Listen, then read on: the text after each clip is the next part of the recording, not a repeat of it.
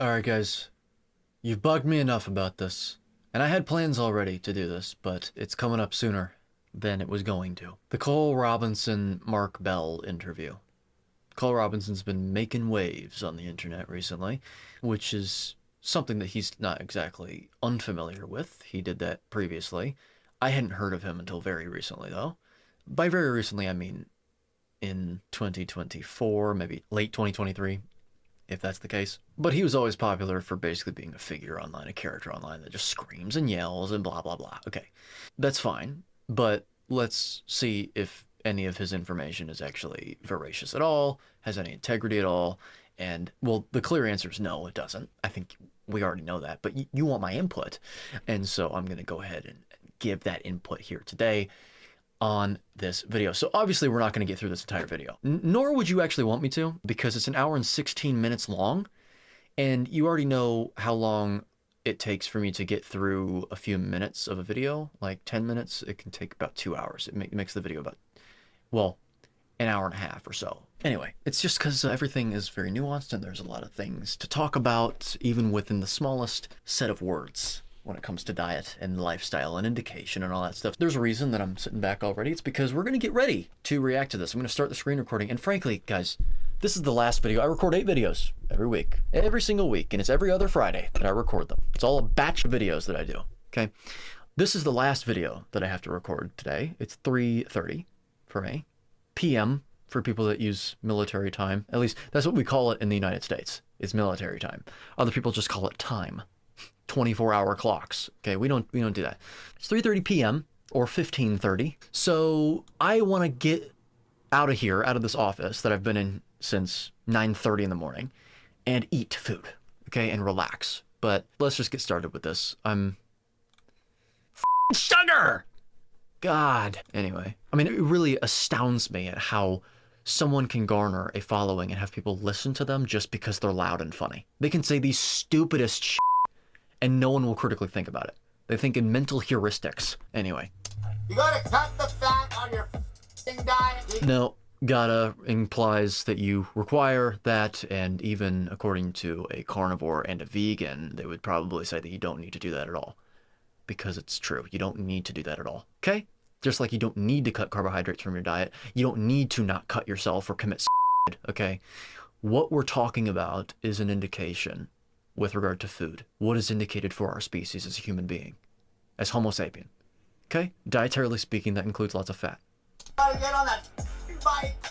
Not necessarily, no. Energy! Well, you derive substrate that is very adeptly and proficiently used, very efficiently used to create energy in the form of fat from animal foods, coal. Just drinking caffeine, get the off the key. Well, I would agree with that. Perfect sleep. And remember, sugar in the absence of fat is healthy, will get you shredded. Okay, so first of all, define healthy, because health is the absence of disease process, or at least identifiable disease process.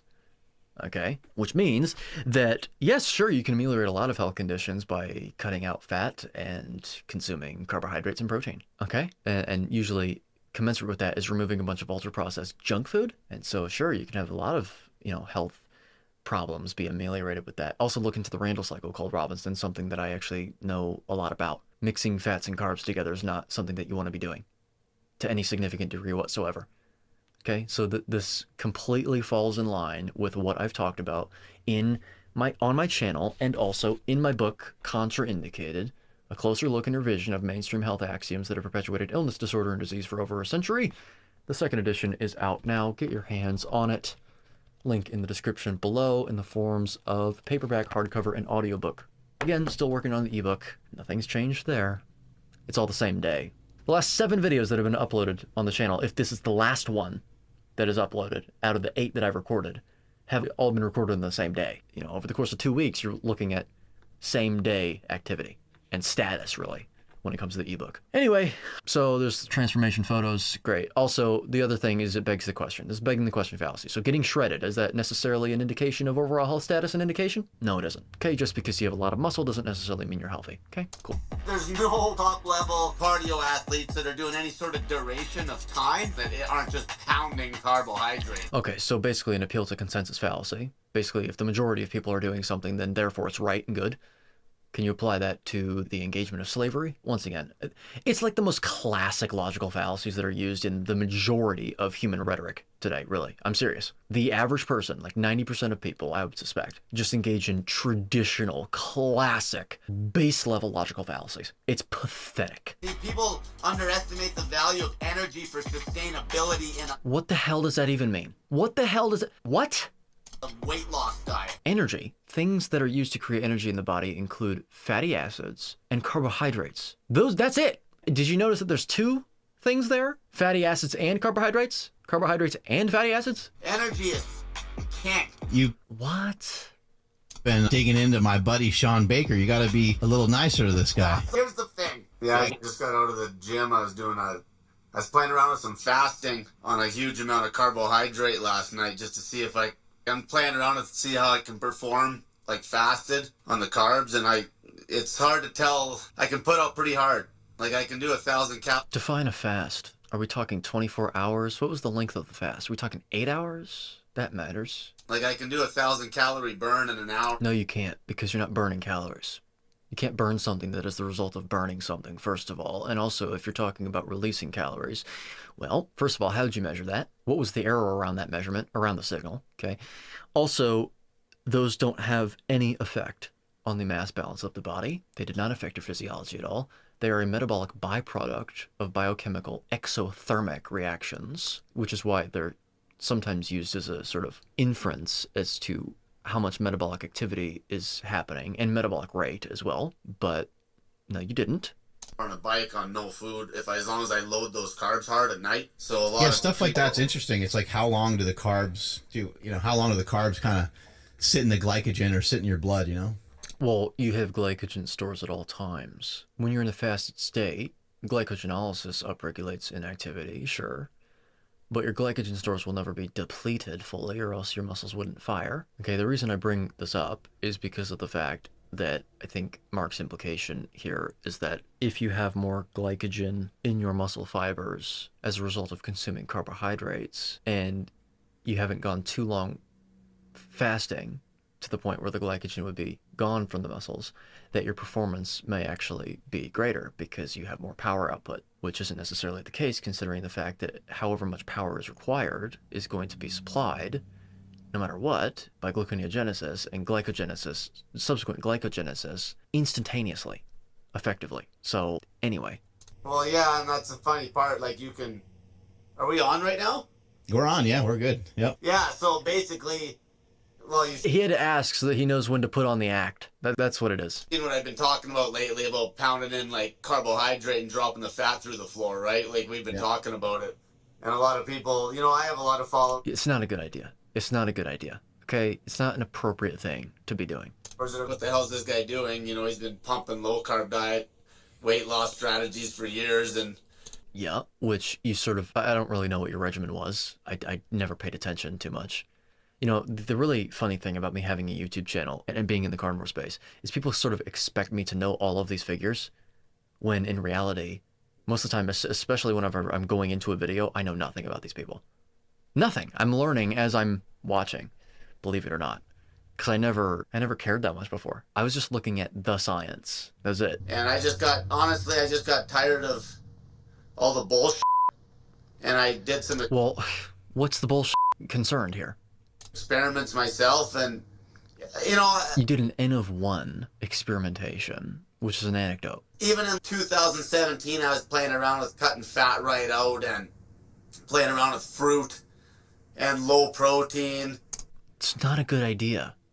Why don't you just focus on approximating our species-appropriate, species-specific diet, which is a 100% carnivore diet consisting of the flesh and associated fat of large ruminant animals, primarily, with added fat in the forms of butter, tallow, lard, suet, and ghee, which our ancestors, yes, I know, did not do. However, the way that animals are raised now, sometimes they're leaner than one would like. Adding fat is a problem. It approximates a species-appropriate diet considering it's animal fat. Added salt to taste and water. Cooked is fine, and I'm tired of people saying otherwise. Raw is also fine though, by the way. Live and let live, guys. Seriously. Just because like I'm a cardio rat at heart. You know, Well, define cardio, by the way. Because if we're talking about steady state, long-term cardio exercise, that's not appropriate either.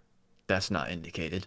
grew up boxing and competitive swimming, and anytime I try to get lean on a low carb diet, like really lean, I'm not talking just mediocre lean, I'm talking, single digit body fat lean, I always struggled. The energy wasn't as good, not even close. Like, especially if you're new. Well, perhaps trying to get that low in body fat is not appropriate. And in order to get to that point, you had to get extremely deprived of energy. You had to deprive yourself so much of mass intake. That's what it took, Cole. And that's what happened. Carbohydrates provide you with a very quick source of fuel. Okay. Also, there's so many details missing here. How much protein were you eating? How much fat were you eating? What's your body size? Okay. And I can tell you right now, I eat a carnivore diet and I'm in single digit body fat. And I've been that way for years. When you're doing those anaerobic sports, like if you're trying to do like a... Anaerobic sports. Interesting. What do you mean by anaerobic? Because there's no such thing as anaerobic exercise. All exercise is aerobic at all times, isn't it? Sprints in that swimming pool, like you're going to die. Well, that's just ridiculous, isn't it? There are plenty of people that engage in high-intensity sports that do not consume any carbohydrates to speak of. No, but there's no top-level cardio athletes. Okay, so we already covered this claim. Yeah, common practice. Good. Doing any sort of duration of time. So lack of evidence is not evidence of lack. So we already covered it. It's a classic logical fallacy. Done. Like, I'm not talking just a short little sprint. I'm talking anything that has any duration that aren't just pounding carbohydrate. Yeah, covered that. And then also the people that I help that are morbidly obese, that's another huge problem. I got tired of, they're, fasting their bags off and doing crazy low carb dieting and then... What? First of all, it's not crazy. And also, what is the primary hormone involved in anabolism, which involves fat storage? Is it insulin, Cole? What is the most insulinogenic macronutrient that is considered a macronutrient in the first place? Is it glucose, Cole? F***ing hell. What is something that is very addictive as a macronutrient? Is it glucose, Cole, and therefore leads to eating multiple meals all the time? And what also leads to a crash in blood glucose? Is it eating a bunch of glucose that heavily and very quickly enters your system, leading to eating even more? Once again, yes, it is. Me. What is the one macronutrient that's not required for human consumption to any significant degree whatsoever? Is it glucose? Holy shit, it really is that simple. It really is that simple. Just to rebound because there's no adherence to the diet. Okay, so is that necessarily an indication that the diet is improper, or is it because people are addicted to carbohydrates? Or they were doing it improperly, which you can do every single diet improperly. Every single one, okay? You can. Lots of vegan food is just... Oreos are vegan, for example. I'm sure that if you ate a bunch of Oreos and you failed on a vegan diet, a vegan would tell you, you did it wrong. And actually, they'd have a reason to say that, wouldn't they? Cole, there's not enough information here. Most people do not have a lack of adherence to a carnivore diet unless it is an addiction situation, a binging situation. There are ways of making the carnivore diet a lot more liberal, let's say. And then, and then after a while, I'm like, and I've even done this behind the scenes. I wasn't talking about a lot on my YouTube channel, but I've had people that I've done, made them just drink like straight juice for a month straight. Wow. That's just, this is what I mean. Guys, you need to be very careful with who you listen to and who you take advice from. You really do, okay? If you actually want to be someone that isn't like this, who is an actual coach that's internationally certified as well, by the way, which is different. A lot of people, they don't know that I could call myself a coach right now if I wanted to, legally, and there wouldn't be any penalty. But if you want to actually be internationally certified, so actually have accreditation, which means it's easier for you to get insurance for your clients and all that stuff, and in order to fight against this bullshit, I am affiliated with a program. It's a carnivore certification program headed by carnivore coach Peter. His socials are linked in the description below that you can sign up for the program for. I've contributed 4 modules for it as well, and you can get an opportunity to consult with me. Okay. And you can become a coach at your own pace too, okay? The one thing I'll say is that if you are wanting more information about the course and you don't want to exactly have a conversation with Peter about it, back and forth, I did an interview with Coach Peter a while back now, and I'll link it in the top right corner of the screen, where I interview him and you learn about him and you learn about the program at the end. So anyway, this is a perfect example of why. I'm always reminded of the importance of it every time I react to a video like this. I really am. You know, I've done all this right? And also, yes, so basically if you're consuming only juice, you're losing protein and you're losing fat probably because of a Randall cycle amelioration issue. Amelioration. Downregulation is what we should say, okay? You're also not consuming fat in the first place, which goes along with the second thing. And you're also nutrient deprived of other micronutrients.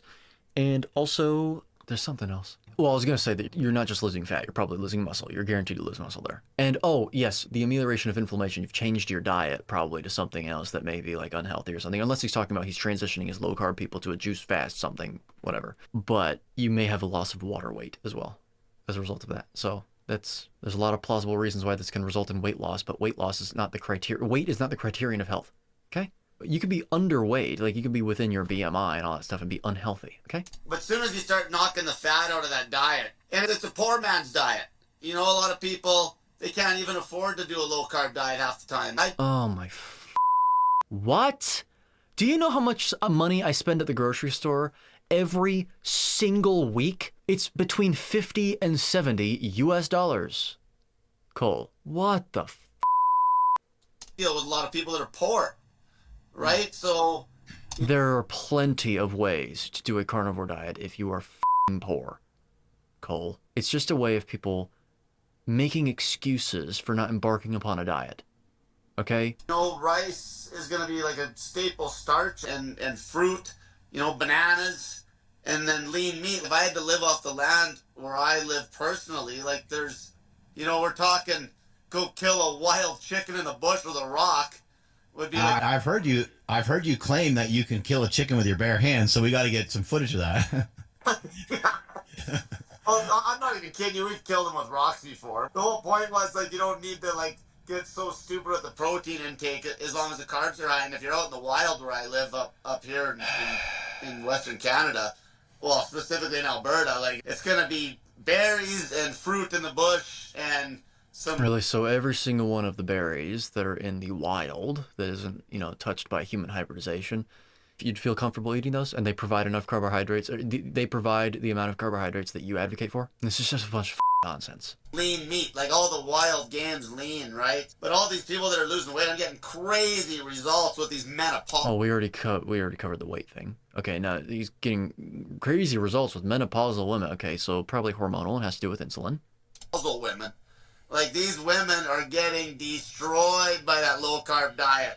Okay, so again, with the insinuation that a low-carb diet does not supply sufficient insulin signaling, which is not true, Cole. And that's when it really started. I had some menopausal women getting hold of me, and they would come to me because they were scared shitless of sugar, and they're like, Cole, I want to learn how to fast or do a strict, like, ketogenic diet, and I just almost couldn't even look them in the face. Because I just knew that it fails every time. And it just destroys... No, it doesn't, Cole. No, it doesn't. Did you ever think that maybe your advice is just wrong and it has nothing to do with the low-carb approach? What were you telling these people to do? Because let me tell you, if you're dealing with a premenopausal or menopausal woman, it doesn't seem that fasting is a good idea, Cole. It screws their thyroid function up. So again, with the thyroid I already knew that this was going to come up. Cole? Insulin! That's it! I don't know how many times I've had to say on this channel, insulin, insulin, insulin, insulin. Okay? That's the problem. Insulin signaling. Insulin signaling. Guess what stimulates insulin? Protein! Holy And by the way, let's say that you require 20 grams of carbs to stimulate that insulin. You know what? Great. Does that mean you should be consuming hundreds of grams of carbs every single day for the rest of your life? Oh my God. Cole. And Paul. And they have no I better watch my cussing on here. It won't get monetized when you post it. You could be your normal self. I encourage you because that's... So basically the thyroid function gets completely over time, and then, you know, they'll stall on the weight loss and they have no energy. And then okay, so weight loss can also be a metabolism rate, a metabolic rate issue, which pertains right back to thyroid function. relying on a stupid amount of caffeine just to drag their Who the hell is to say that it's the majority of people on a carnivore diet? Are you f***ing kidding me? through the day. And then they just end up going back because they got so of energy. See, people underestimate the value of energy for sustainability in a weight loss diet. Oh my god, Cole. So now you're sitting here saying that a carnivore diet is specifically a weight loss diet. There is a species-appropriate, species-specific diet for every single animal. And that species-appropriate, species-specific diet will have sufficient energy for your needs, Cole. Or else it wouldn't be species-appropriate, would it? Energy is king. Okay, energy is king, and that's where I'll win the argument every time. No, you won't, Cole. No, you won't. Because you're a meathead. You are an airhead. Clearly. The energy is so high that these people that's giving them the will to live, like some of these people that have drugged their bodies through the ground on a low-carb diet for too long or too Okay, much. so basically casting aspersions, using emotional language, and dramatizing the entire situation, okay? People are not dragging themselves through the mud on a carnivore diet and are super low in energy, okay? This is a bunch of bullshit. We've already covered the importance of insulin and how carbohydrates can stimulate insulin, but it doesn't mean that you should be consuming hundreds of grams a day, and it doesn't mean that you should be doing that every single day especially, okay? It's nonsense. It's absolute nonsense, Cole. Not to mention that even if you were to say that, you can't say on a rational basis that you should cut all of your fat out too, which is where vitamins are located. Fat-soluble vitamins. Cole? Thing or whatever it is, the energy... Well, maybe it's the fasting, Cole. You don't have to fast, especially if you're a woman. Maybe don't do that. You can. See what happens. King. And that's how I get people off the stems, off the coffee and the caffeine and the energy drink, the energy, like that sugar we're talking about in the morning. So don't get me wrong. I'll play with a little bit, as I just told you, where I'm at, I'll play with a meal a day and loading carbs like crazy at night. But when I have people come to me now for help, I'll always get them to have that big sugar hit in the morning because the first priority one, I want to get them off the caffeine. I want them to have crazy... Right, and then you want to have them crash later on, right? Because that's what happens when you spike your blood glucose, Cole. You will crash later, especially if it's not slowed. The absorption rate isn't slowed with fat, okay? And unless you're telling them to consume fiber, that can prevent a crash. Fiber's a problem in and of itself, though, Cole. Energy in the morning from the carbs, specifically. And then the energy crash a few hours later, right, Cole? So specifically fructose. Like what? Oh my god. Holy sh**. So this man also doesn't even know how fructose is metabolized. Fructose is not used for energy production unless you're talking about the small intestine and the liver. Most of the fructose is converted into fat. Some of it is converted indirectly into fructose, which can lead to an increase in blood glucose levels, sure, but not as readily as straight glucose. Okay, Cole? The body does not use fructose anywhere except as a fuel source for sperm cells. It is very minimally encountered in the body, minimally utilized. And guess what? Your body can convert glucose to fructose. They're isomers, chemically speaking. I'm scared to death. Yes, because fructose is 7 to 10 times more glycating than that of glucose, and it's not required for human consumption. And also, evolutionarily, look at this crazy face he has. Okay, look.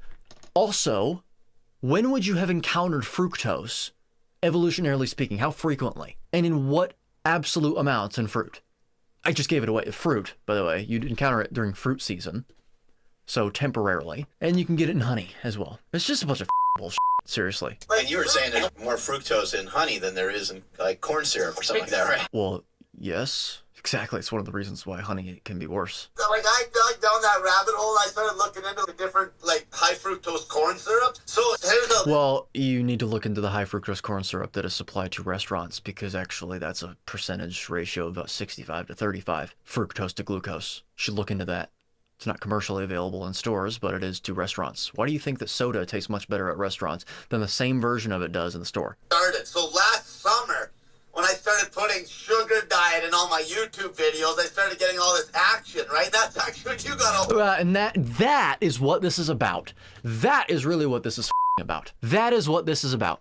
It really is. He has always been a sensational figure, okay, according to my review of this personality, okay? And that's really what it seems to be, to me, is just sensationalism. I could be wrong. He keeps saying that, oh, well, I just couldn't look these people in the face because I knew that everything I was saying was wrong. It doesn't work. So you're asking me about, and I just use that to get people to, you know, just bring awareness when really I'm promoting just a low-fat, clean diet for the most part. You know, lean protein and a pile of carbs and fruit, vegetables, or whatever.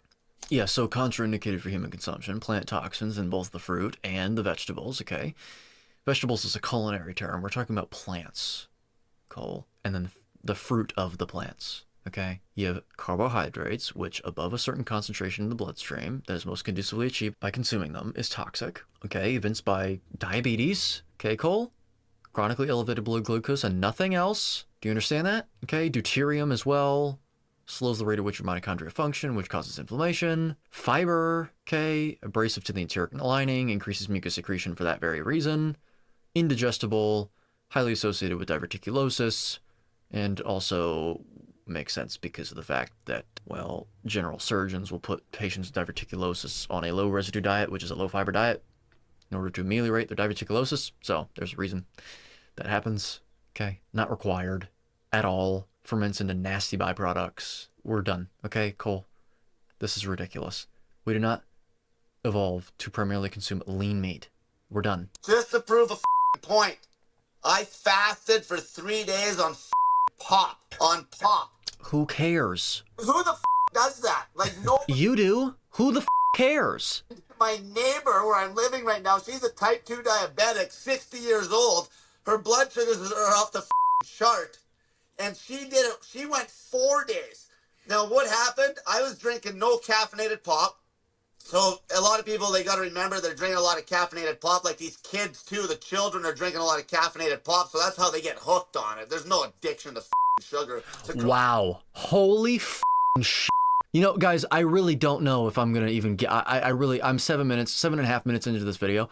I really want to stop it right now. It's so egregiously false. Genuinely, it's so egregiously false that I may as well just... I don't even know why I'm contending with this. It's just so silly. He's just saying words, okay? The dopaminergic effect of sugar has been seen to be 7 to 8 times more than that of cocaine, okay? It absolutely is addictive, Cole. What the are you talking about? Also, physiologically, because of the crash and burn scenario with blood sugar. You absolute idiot. And frankly, offensive and misleading and dangerous as And I know that Mark here, and I don't mean any offense to Mark here at all. Okay, Mark is just the interviewer here. He clearly finds Cole funny, and it seems to be the case that many people do. I don't understand the appeal. I don't understand the appeal. I don't think it's funny. You may think it's funny. It's fine. I don't. Yeah. If there's an addiction to pure sugar in the absence of fat, we're talking... so now you're making a different argument. Fat and sugar together is even more addictive. Duh, because then it's even more dopaminergic because fat stimulates dopamine. Protein does as well. And then you add sugar in. See what you're doing there, Cole? Oh my God. Wow. Wow. Sugar in the absence of fat. I'd be 500 pounds. And I just kept losing weight. And so anyway, I went 3 days on pop. It was actually 84 hours, to be honest. My blood sugars on fasted blood sugars, I was pulling like as low as 3.8 millimoles per liter. Fantastic, Cole, because you're not doing anything but drinking pop, according to you. Soda is what we call it here, okay? We already know the reason for this. You're not consuming any protein, and you're also not consuming any fat that would cause a higher insulin signaling. It seems to be the case that fat augments an insulin response to glucose, which ostensibly is due to the fact that it leads to higher blood glucose levels in the first place, which subsequently leads to higher insulin. Okay, Cole? We already understand. Not everything is about blood glucose regulation. Not everything is about weight, okay? We have an indicated diet, and it's not one that's replete and teeming with carbohydrates. Pop, high fructose corn syrup. And then the lady that I was helping with the type 2 diabetes, she wasn't even taking her metformin, and her sugars after about 36 hours are dropping through the floor. Okay, well, let me tell you this as well. You want to talk about fructose? Fructose doesn't contribute to blood glucose levels except indirectly via the liver. Okay, but what did I just say about fructose? Does most of it convert into fat, which would therefore not lead to elevated blood glucose levels? So there's another factor there. There's a lot of fructose in that, not just glucose, which may not contribute to blood glucose levels, despite the fact that the problem of diabetes may actually be still extant, okay? Because it may just be inconspicuous because of the fact that fructose isn't identified in an HbA1c test directly and isn't necessarily contributing to elevated blood glucose levels. You could have what I'm saying is that you can have a decrease in blood glucose levels despite the fact that the glycation rate that's happening is still the same if you replace a lot of that glucose with fructose that's converted into fat instead, okay? Not everything is about numbers, Cole. And that's Also, again with the whole, you cut the fat out, you will see this happen. You cut the carbs out, you'll also see it happen. Arguably to a greater degree if you're using the HbA1c value as a measure, as an inference of glycation rate, which is debatable. And I've covered this as well because it is a lot more nuanced than that. There are multiple things that can influence an HbA1c value. I'm like, this is, and I knew it before, that's why I did it, but I wanted to prove it with pop, because pop's the most, high fructose corn syrup's the most triggering thing. Now, when you bring up that honey... Despite the fact that honey, like he's just bringing up now, is worse, okay? Oh, and this is really important. This is the problem with the low-carb dieting. It masks the issue with the insulin resistance. Oh my f***ing God. Seriously, wow, guys. Wow. The classic age-old arguments. Insulin resistance, though. Insulin resistance is the cause of diabetes. No. Diabetes is characterized explicitly and exclusively as chronically elevated blood glucose and nothing else. You will not present with truly pathological type 2 diabetes without consuming carbohydrates to some degree. It's not f***ing possible. Insulin resistance is a construct, and therefore what that means is that it's a composite measurement by measuring your area under the insulin curve and comparing that with the area under the glucose curve. Okay? Insulin resistance has a few different causes, one of which is the Randle cycle at the level of the muscle and fat cells, but also a maximum hypertrophy of fat cells in the first place, which causes insulin to not be able to get glucose in, and therefore it's kept in the bloodstream until it's filtered out by the kidneys, until the kidneys can't do that anymore because they're damaged, or it's converted into fat at the level of the liver, which is what contributes to elevated triglycerides, which then also can't get into the fat cells, so then you got elevated triglycerides and blood glucose. This is why this happens, by the way. Insulin resistance is exactly what the body is supposed to do given the circumstances. What is that circumstance? Well, it's elevated insulin, causing a maximum hypertrophy of fat cells because you're creating and storing a lot of fat. Insulin being something that does both, it catalyzes both reactions, and also because you're mixing fat and carbohydrates together. Now, let me ask you this, okay? What is the most insulinogenic compound that we know of in terms of the major, colloquial, sort of ubiquitous macronutrients? Well, it's glucose. We already covered that in the beginning. Fructose indirectly, okay? And then finally, what is the one macronutrient out of the three major ones that are not required for human consumption? It's carbohydrates. So therefore, when it comes to whether you should cut out fat or glucose, you pick out the one that's not required. We're done, Cole. It's not masking a problem, you offensive dipshit.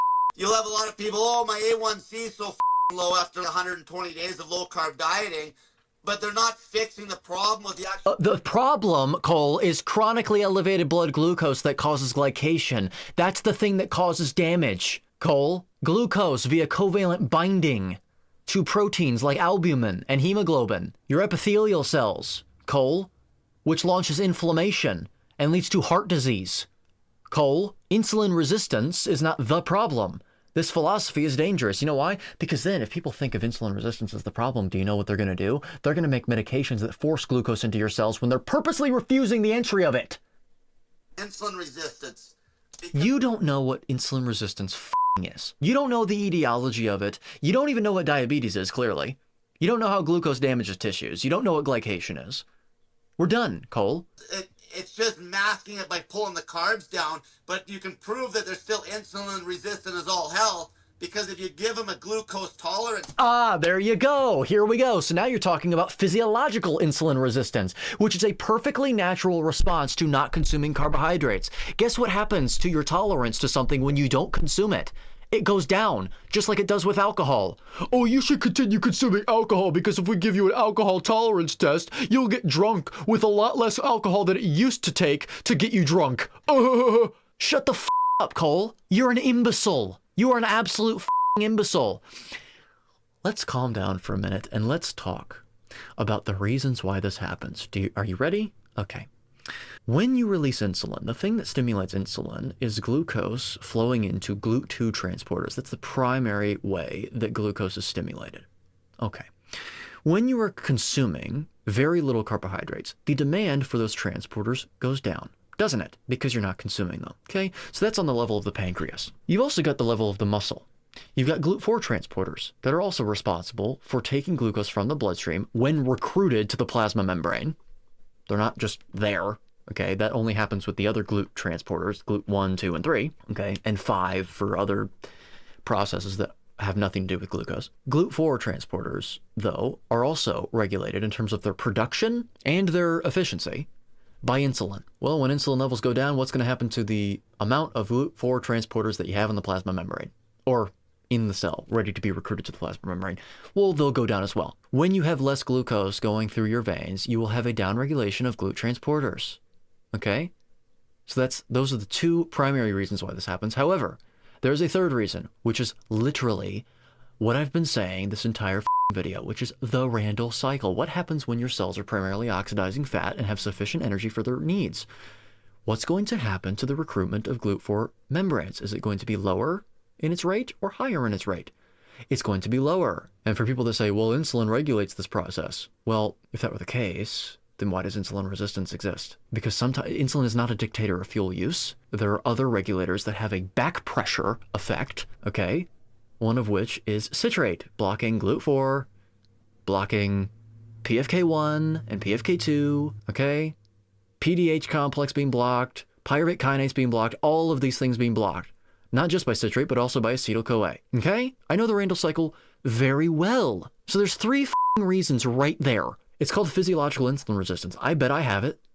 I bet if you're a carnivore and you've been that way for a while, you probably have it too. And you know how quickly that resolves because of a human being's ability to adapt?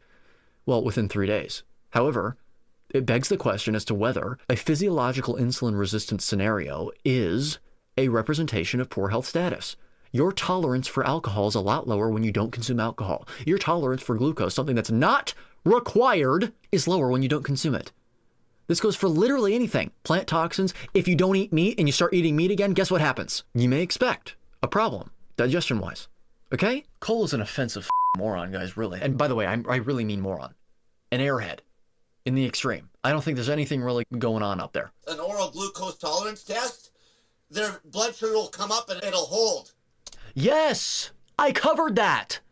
So instead, stop eating carbs and don't eat them again. Because they're not taking up the carbohydrate efficiently still because they haven't knocked that fat out of that diet. That's the problem. No, that's not the problem. It's not the problem, Cole. It's not the problem. We covered the problem earlier. Okay? No offense to you Canadians out there because frankly, well, first of all, Peter, if you're watching, you're Canadian. But this is a different level of Canadian. And I know this because You've taken, Cole. Like insulin dependent type 2 diabetics. And right? And what did you do? Did you cut the fat out? Is that what you're going to tell us? Are we going to have to repeat ourselves a 15th time, Cole? I had them do 3-day fasts. Okay. Their sugars are up to 400, and it'll come. And I can. Okay, great. There's a negative feedback loop going on where they've got high insulin that's probably keeping the fat in and not allowing them to access their fat stores. Oh boy. Wow. That's if they're injecting it, like I said. If they inject it, then the glucose might not go down at all because, again, if they're, insulin resistant. But if you drop the insulin enough, well, that's an interesting phenomenon, isn't it? That's an interesting experiment, a thought experiment. You drop the insulin, well, that would trigger triglyceride mobilization, glucose production from fat, despite the fact that the fat... Yeah, so you may have an issue when it comes to glucose production, keeping the level really high if they're not taking their insulin and if they're fasting. If they do take their insulin, well, that's a different story. Now they're not able to even use their fat stores, and also given their insulin resistance, then it may not bring the glucose down enough. Okay, Cole? There's many different things that can be happening here. You're talking about a demographic of people that is not representative of the overall population. What got them to that diabetic state? Okay, because let me tell you, Cole, it wasn't eating fat and protein. It was eating a bunch of carbs and fat together. Yet after enough days on a 0-calorie saltwater fast or snake juice fast, I'll get their sugars down. I'll get them into ketosis. Oh, wow. Does that mean that the problem's solved? No. Oh, wait. Oh, so hold on a minute. Hold on a minute. So now you're talking about how you actually did get them into ketosis, but did it solve the root issue? No. Yes, it did.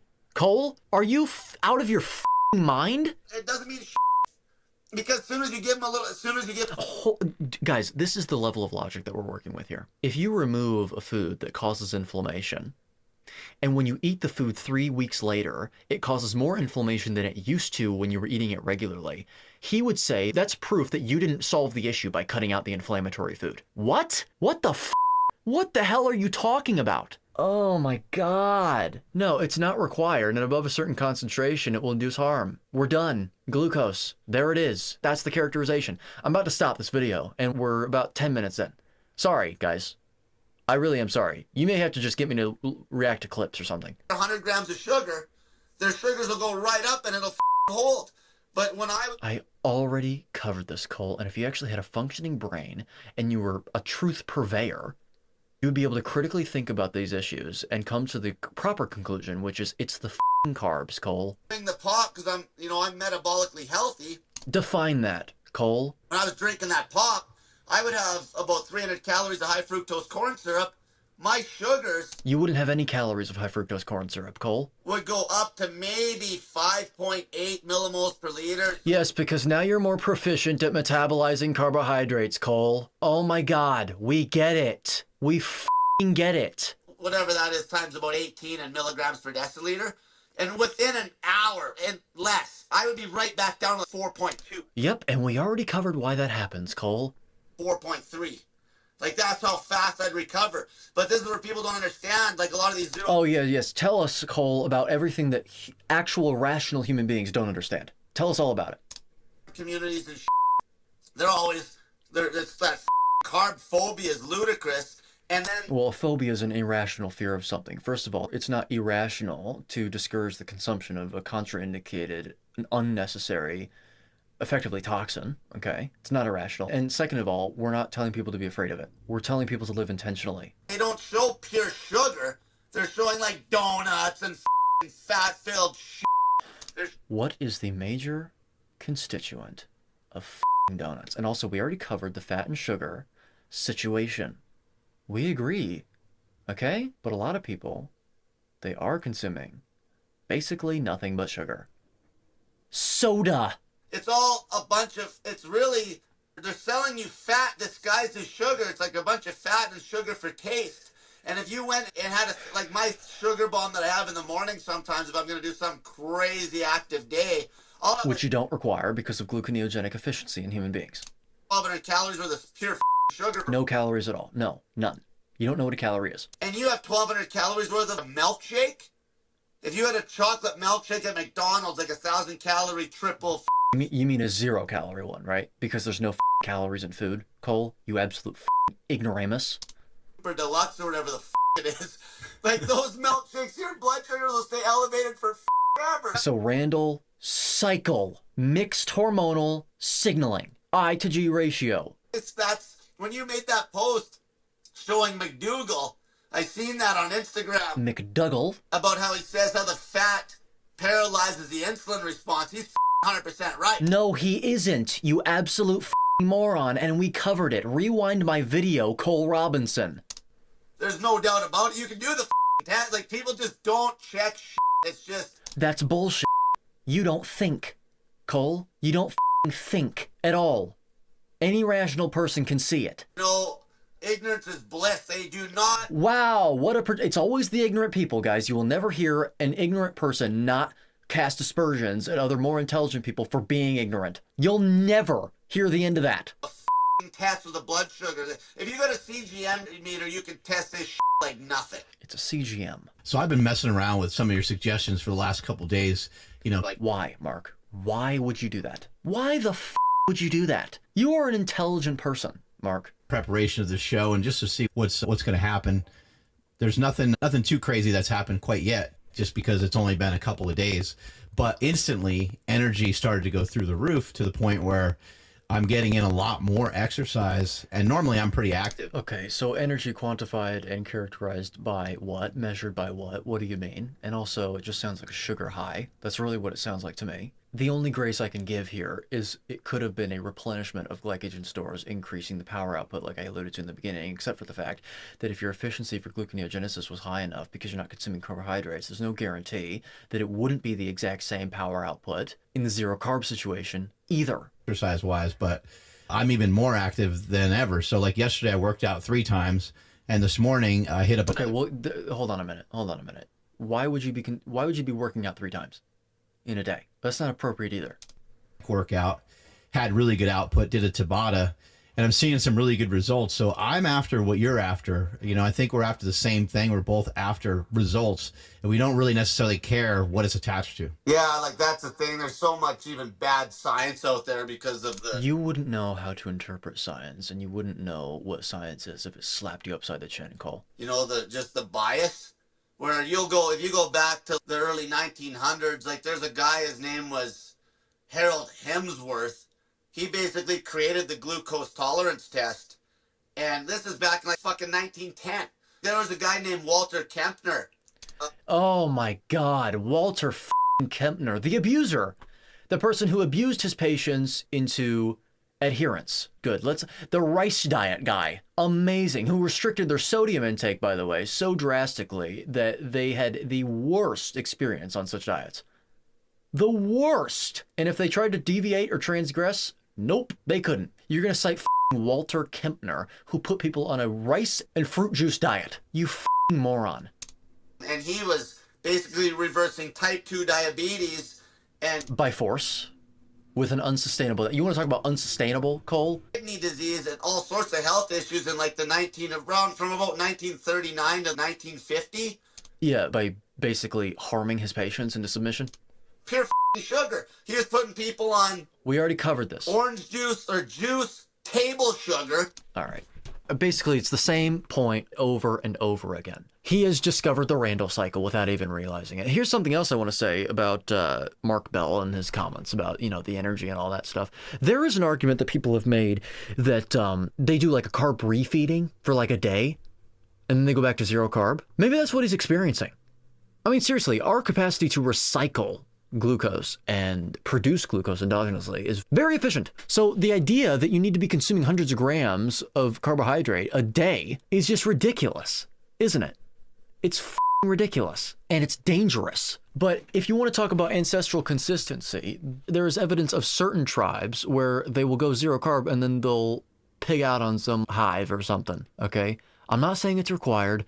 I'm not saying it's appropriate. There's not really a lot of evidence to support the claim. But I'm trying to give as much grace here as possible because you don't want to just simply say that people are lying if they say that their experience is different or better in some way. We're talking about an experiment of a matter of days. You can't really give too much credence to that. You can't extrapolate the results of a finding beyond its tenure, that being in this case 3 days or 2. Okay, so anyway, I would have gone on longer, but guys, first of all, I got 13 minutes into the video, which is actually a record for me in terms of the amount of time that it took me to get to that point in the video.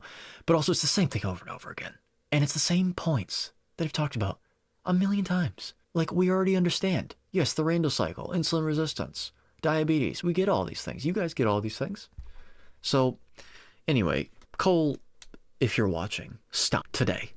You won't because you're getting paid. That's literally all this is about. You're getting paid. Everybody sees this happen. And so, well, no, that's not true because I was getting paid beforehand. Not as much. People love justifying their addiction. Cole? Jeez. Ridiculous. Whether this guy realizes it or not, he is harming people.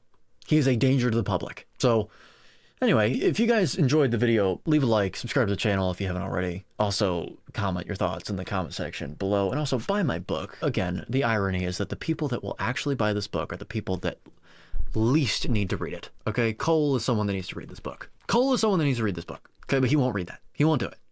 None of these people will read it. So, anyway, buy my book, yes, and then also, once again, sign up to be an internationally accredited coach through the program. We need more people. We really do.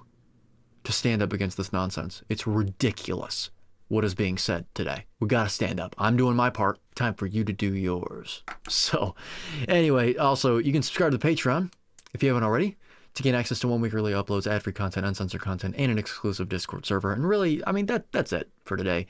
Join me next time when we're reacting to people that are not as empty-headed and vacuous as Cole Robinson. So, till then, Paul Saladino 2.0, by the way. 3.0? I don't know how many there have been, but okay. Now, till then.